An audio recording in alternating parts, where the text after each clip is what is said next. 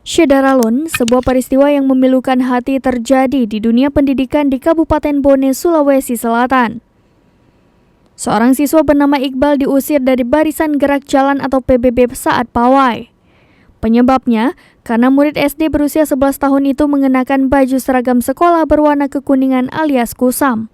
Dikutip dari akun TikTok @sayaphati pada Sabtu 20 Agustus 2022, akun yang berfokus menolong orang-orang yang tidak mampu ini menemukan fakta baru usai mengunjungi bocah tersebut di kediamannya.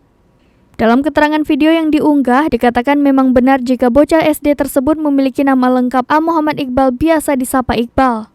Bocah ini sengaja diusir dari barisan pawai yang berlangsung 17 Agustus lalu lantaran baju seragam sekolah yang dikenakannya berwarna kekuningan alias kusam.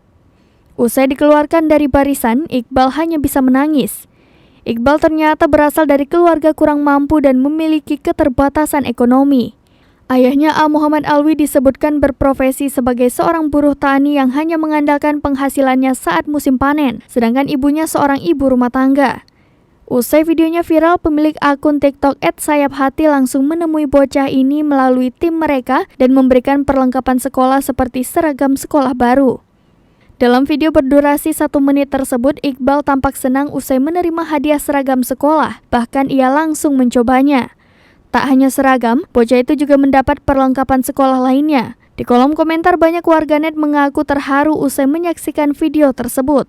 Mayoritas warganet turut mendoakan hingga memberi semangat untuk Iqbal, bocah SD yang diusir dari barisan karena baju seragamnya kuning alias kusam. Banyak juga warganet lainnya yang ingin menyalurkan donasi untuk bocah tersebut. Yang membesuk anak saya, yang memberikan sumbangan seperti begini.